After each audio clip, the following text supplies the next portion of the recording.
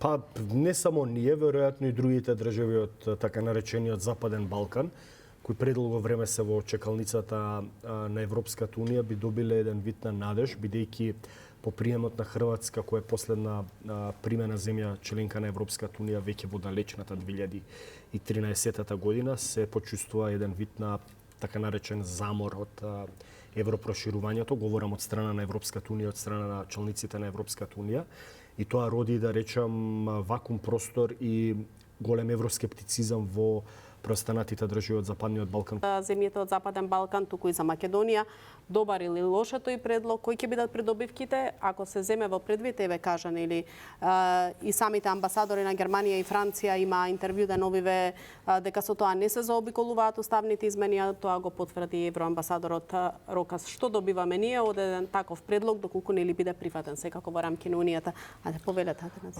Па не само ние, веројатно и другите држави од така наречениот Западен Балкан, кои предолго време се во чекалницата на Европската унија, би добиле еден вид на надеж, бидејќи по приемот на Хрватска, која е последна примена земја членка на Европската унија веќе во далечната 2013 година, се почувствува еден вид на така наречен замор од европроширувањето, говорам од страна на Европската унија, од страна на челниците на Европската унија, и тоа роди, да речам, вакуум простор и голем евроскептицизам во преостанатите држави од Западниот Балкан кои не се интегрирани во Европската унија, па нели беше, како да кажам, тоа така наречено руско, хибридно, не знам, кинеско влијание кое продрело во регионот на Западниот Балкан, и мислам дека самата Европска унија со овој обид, бидејќи не е тој нон-пейпер, како да кажам, веќе донесена активна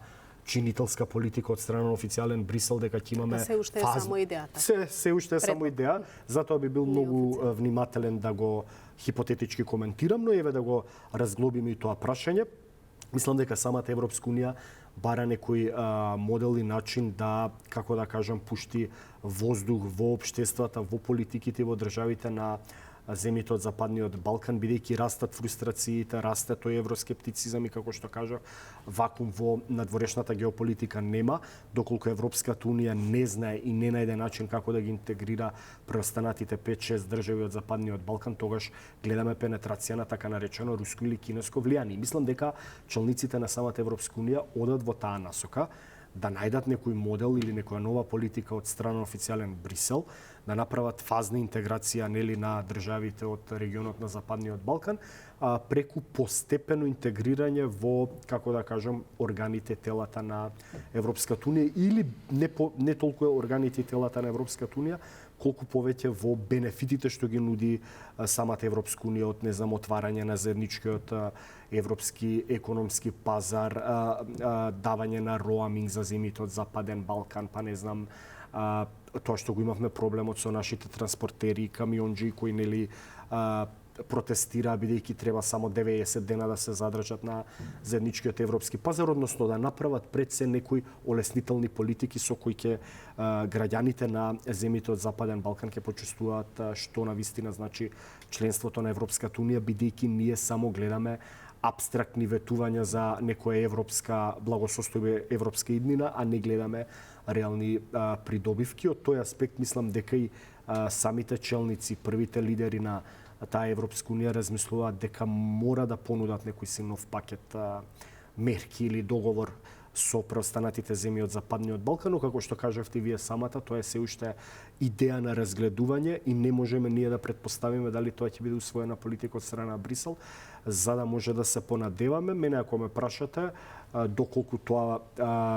би значало, да речам, политика не само за Македонија, туку и за преостанатите држави кои се на патот кон Европската унија, Босна и Херцеговина, не знам, Албанија, Косово, ајде Црна Гора да ја исклучам, бидејќи најверојатно веќе склучуваат они предпристапен договор со Европската унија покрај тоа што не се полноправна членка, веројатно тоа нема да значи за нив, но за останатите земји од Западниот Балкан. Па не знам дали тоа би значило за Молдавија и за Украина, која би ја завршила еден ден војната, таков начин интеграција во Европската унија преку фазно интегрирање, да прифатиме дека тоа би било добра политика на страна на Европската унија кон земјите од Западниот Балкан и останатите две земји од Источна Европа, но да видиме дали тоа е само некоја си идеја од страна на најмокните држави во Европската унија, дали тоа на вистина во практика ќе се реализира, но како што кажавте и вие, изјавите на амбасадорите, што е на најниско дипломатско ниво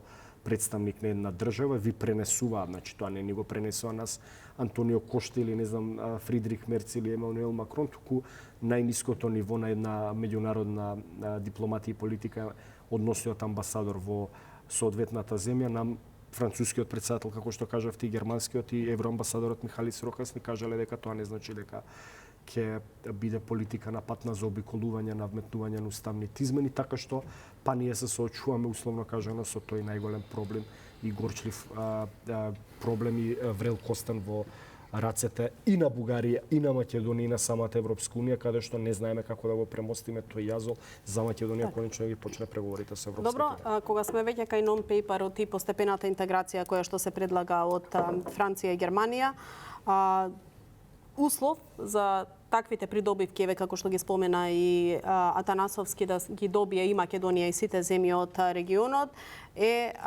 исполнување на реформите, односно планот на раст, и да сме фронтранери, како што вели премиерот Мицкоски во неколку наврати на тој пат, односно на планот, реформскиот план. Дали тоа и како ќе го забрза евроинтеграцијскиот пат, доколку еве како што велат и јасно кажуваат, ако не можат да се заобиколат уставните измени, или прашањево ми е дали е добар или лош предлогот за нас во таков случај? Па меритостојаноста е многу важен. Еден од клучите после примери и ајде да ги ставиме и бугарите во уставот, карикирам сега, и да не блокират бугарите во патот кон европска. Хипотетички кажам, пак ние треба да се мериме според критериумите, без да ги исполниме условите што ги побара Европската унија со кластерите. Ние немаме шанси да бидеме дел од Европска унија, бидејќи тие го мерат според критериумите од мерит системот. Non-paperот, јас не верувам на non-paperi никогаш, бидејќи кај нас многу се најавиле non-paperi. Ако се сеќавате и за локалните избори, па ќе дојде non-paperот американскиот, па тука нема да биде ВМРО на власт и така натаму, така што дека ќе соберат сите политички партии одеднаш. Ја памтете таа ситуација тука во вашата дебата, но јас мислам дека тоа не пепер, јас не верувам. Така бидејќи кај нас повеќе има политичари рекла кажла, колку што вистина од странство не одат некоја информација. Јас мислам дека повеќе кај нас се пишува отколку реално се случува во Европската унија. Едноставно нашата влада е во добар пат да преговара со овие две клучни земји и тие да можат на нам односно да не помагат во процесот на интеграциите, бидејќи реално ако гледаме на економската ситуација, сега не знам дали сте го читале, но јас го читав извештајот на ММФ. Не како држава дека стоиме многу лошо. Значи, ММФ има најголемата светска организација во делот на финансиите, кои нам не пофалиле во одредени области, односно во финансиите, дека добра ликвидноста, бидејќи знаеш кај нас рекла кажала муабетите секој ден. Пример, мене цел ден слушам дека еве владата има пари да исплати плата до август. После август веќе немаме да земеме плата. Еве, тие спиновите што ги пушта опозицијата дека нема плата, така не е реално, бидејќи ММФ покажува дека буџетот на државата е во кондиција и може да се исплаќат на ликвидноста е на високо ниво дополнително. Имаме голем раст, односно 3,5% во минатата година. Инфлацијата е, речиси, во сите можни држави во регионот, особено и во нашата држава, но добро сме се справили, околу 4,1%, мислам дека, и во тенденцијата е намалување. Имаме и други работи што се позитивно, но сепак тие остануваат клучните проблеми што треба да се пример, јавниот долг околу 60% на GDP-то и има тенденција на намалување. Тоа е многу добро информација за нашата држава. Кредитниот рейтинг на нашата држава е на високо ниво. Тоа е многу добро, бидејќи на крај на краишта ние треба да имаме буџет за да може да ги финансираме проекти на нашата држава. Но јас мислам дека истите проблеми што се согласува. Јас секогаш сум кажал дека ние не треба да чекаме по секоја цена сега да влеземе во Европската унија и сега да чекаме и ние да не сработуваме во нашата држава. Јас мислам дека ние треба да работиме да ги односно секој државник односно функционер во нашата држава, треба да се фати за работа и да работи својата работа што е поставен. И зашто се плаќа на крај на крајшто нашиот буџет. Така што јас мислам дека ние треба да се фокусираме особено во внатрешната политика. Јас секогаш сум кажал, ние треба повеќе да работиме во внатрешната политика. Да, тие состаноци еднаш, два пати месечно се случува, но сепак тоа не вродува плод во нашата внатрешна економија или владење на правото, борба против криминалот, корупцијата и ред други реформи кои треба да се прават, особено во правосудниот систем. Ќе бидеме ли најдобри во реформите колку што предвидува власт? Јас мислам сега, нели, Црна Гора ќе влезе во Европската унија, јас ви гарантирам и во тврдам, без разлика дали Црна Гора ќе случи договор за да влезе во Европската унија, ние сме напред, бидејќи Да, токму за тоа ми беше прашањево дали ќе бидеме фронтранери. Кога ние одиме, и службено, кога одиш во други држави, гледаш дека ние сме во реформите многу понапред од тие држави, но бидејќи друга е ситуација во нивната надворешна политика, односно не ги блокира другите држави, ќе влезат во самата Европска унија, една Црна Гора, која мислам дека во одредени полинија тие се назад од нашата држава, од разлика, или Албанија, исто така. Но тоа е надворешната политика, бидејќи некогаш бесправна е нашата држава и не може да биде дел од таа унија. Но сепак јас мислам дека ние треба да се фокусираме во внатрешната политика. Ние сме имале блокада, ако се сеќавате, и кога не сме биле во НАТО. Или ни прави ќе се уништи држава, ќе се распадне државата, но во внатрешната политика јас мислам дека во тој период добро сработил во минатиот период. Ние не се треба да се фокусираме само во Грција во минатото или во Бугарија сега, туку ние треба да се фокусираме во внатрешната политика и јас мислам дека тоа ќе вродува плод, бидејќи на крај на краишта ако влеземе дел од Европска унија, дека ќе не се пораснат платите одеднаш, дека кога ќе влеземе ние таму како партиципант, односно држава партиципант, дека нам ќе ни дават пари бескрајно тука, дека сите ќе живееме. Ние ќе живееме толку колку ќе сработиме во нашата држава. Јас мислам дека и во овој период ние треба да се фокусираме особено во внатрешната политика. Многу е поважно, мислам дека сега да се прави реконструкцијата на владата, па да се фаќат сите луѓе, односно што не ја сработиле својата работа, да си одат дома, да дојдат нови луѓе кои мислам дека ќе се справат со внатрешната политика. Добре, ја начнавте темата со внатрешната политика. Каква реконструкција очекувате? Ќе биде ли тоа едно големо освежување, суштинска реконструкција?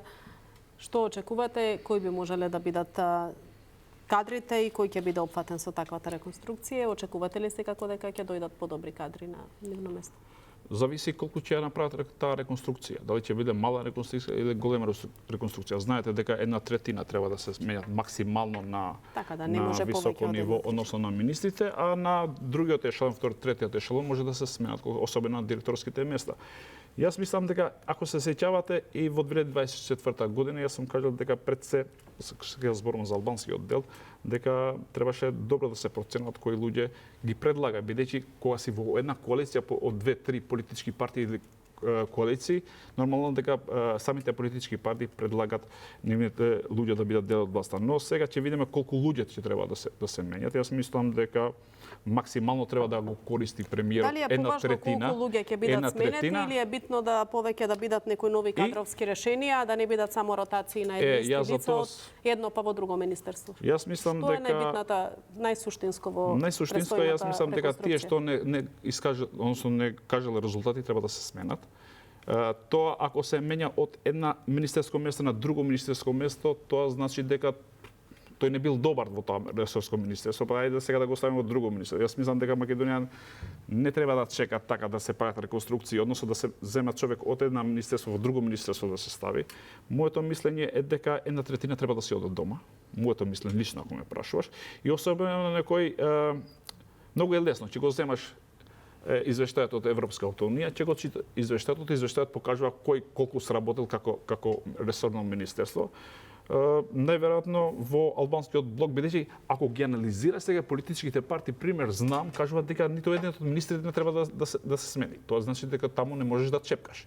Сега и албанските политички партии одвлен исто така, бидејќи знаете што е многу интересно кај албанците. Сега не знам како ќе се одвиваат работите во преговорите што се случува, но влен ако е една политичка партија, таму уште се 5 политички партии внатре.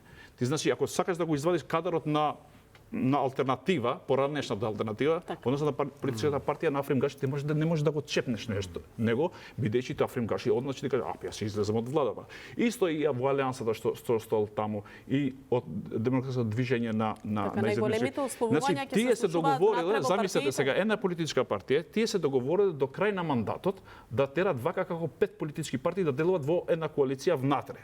И сега тие ако ги чепкаш овие луѓе, јас мислам дека ќе има последици. Но на крај на краишта не значи дека тие може да го условуваат премиерот. Бидејќи премиерот го составува влада, на крај краишта може да му каже чао, идете од владата и да зема други, односно да иде пред време парламентарни избори па да видиме кој колку ќе добија па после да биде да составиме нова влада. Можно ли е доколку се запне со владината реконструкција? Јас мислам дека до една таква сцена? Јас да сум на место на премиер не би ги молил воопшто. Ако сакате овие министри значи да ги мерат кои министри не успеале да сработат својата работа, нека си одат дома. Тоа не значи дека е крај на Македонија или на ова влада. Значи моето мислење не само 1/3 максимално можеш да смениш во владата. А во другите ешелони јас мислам дека треба да се прави подлабока реформа, односно да се сосема други, може до 40 до 50% може треба да се прави чистка. Мислам дека во ова влада има луѓе кои вистина работат, има министри кои вистина работат. Јас да не кажам еден министер ми е комшија кој не може да го гледам по 2-3 месеци. И ако живееме во издлес, тоа покажува дека човекот иде од сабајле до вечер работи. Но има министри буквално што не идат ни на работа. Така што имавме случај за министер кој беше буквално не беше во нашата држава и редно беше да се тргне. Специјален советник. Сега може да го користи за неговото, но мислам дека ако не одел на работа министер, вице-премиер и потоа ние да го користиме како специјален советник е катастрофа за оваа држава.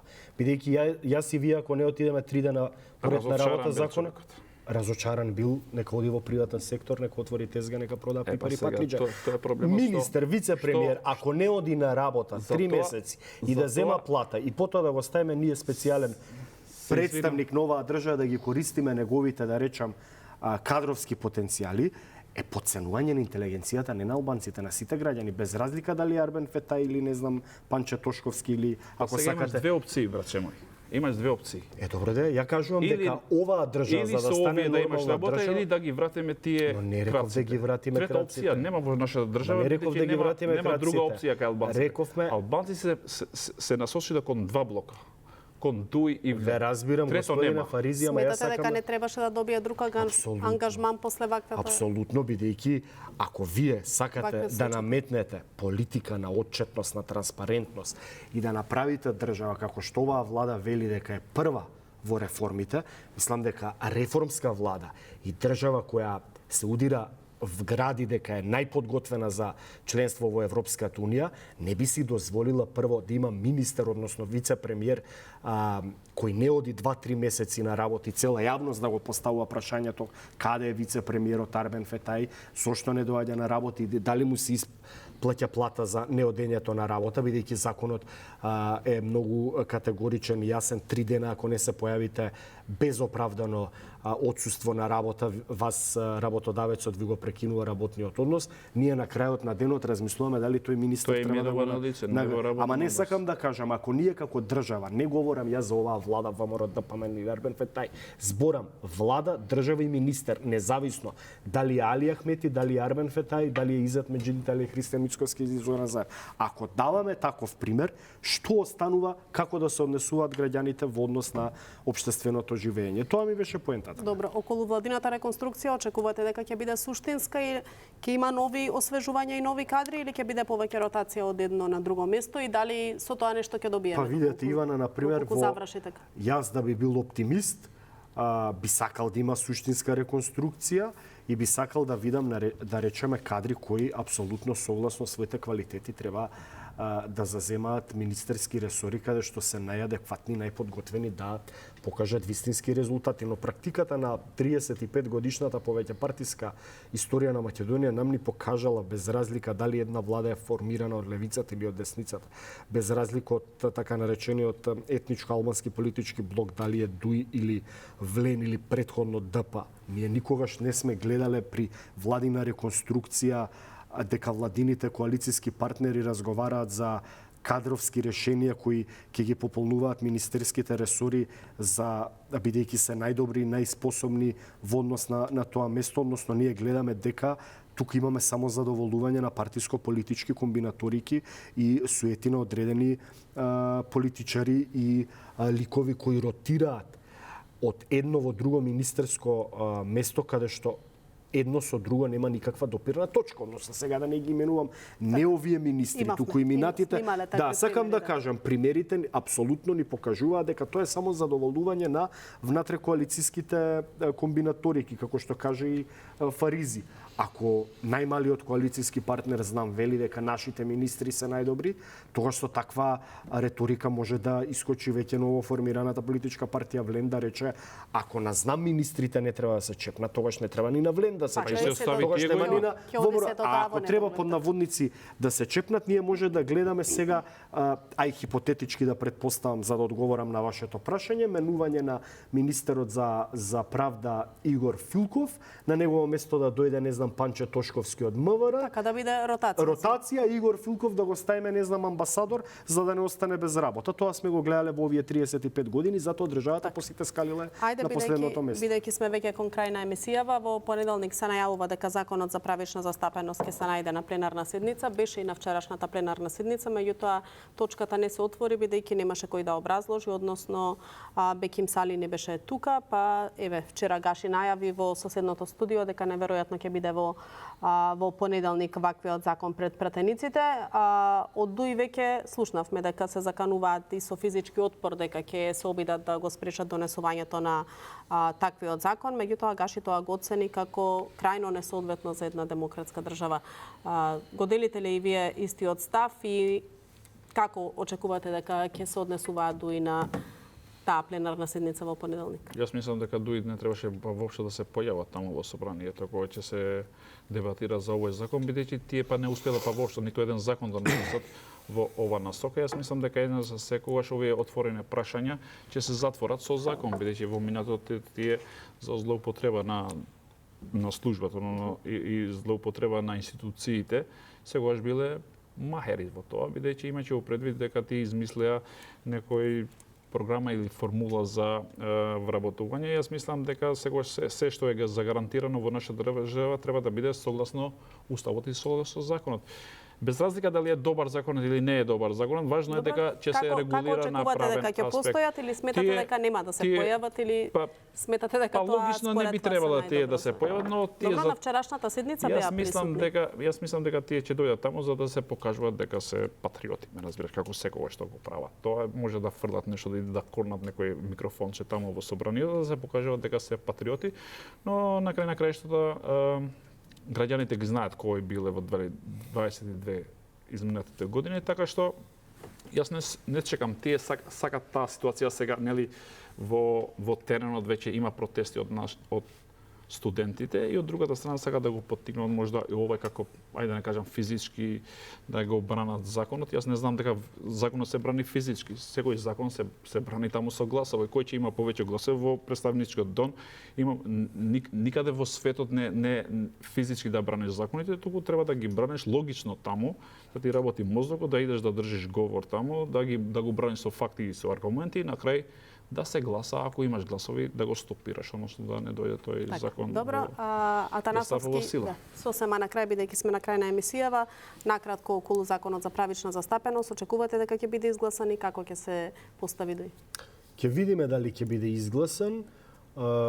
Сега денеска добив информација дека имало толкување на така наречен мали голем бадентер, односно од вкупниот број на припадници на немнозинските заедници, од вкупниот број на македонски пратеници, тоа е 120, тие биле 40, дали ќе се носи со вкупен број на припадници на немнозинските заедници или од присутните на денот кога ќе се носи законот, тука дуи обвинува, но веројатно ќе гледаме тука натегнувања меѓу дуи и власта, па дури се говори дека сега не би сакал да навлегувам во такви шпекулации, ама пратеникот Фатмир Битики од СДСМ, па дури некаде прочитав и Митко Трајчулевски, кој веројатно е припадник на влашката заедница кои ќе треба да бидат против овој закон, па дуи да проба со таков политички маневар да направи 22-3 пратеници од немнозинските заедници на тој Па и начин со да го Малба Дентер да може да го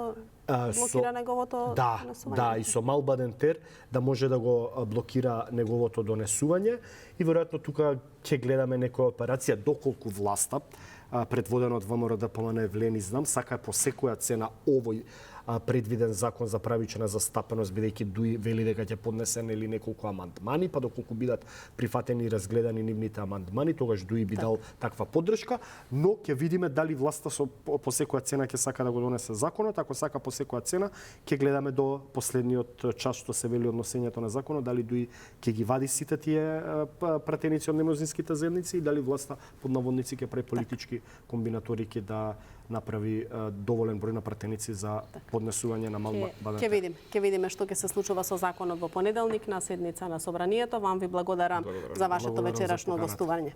Почитувани, ви благодарам што не следевте и секако останете и во продолжение со програмата на Канал 5. Пријатно.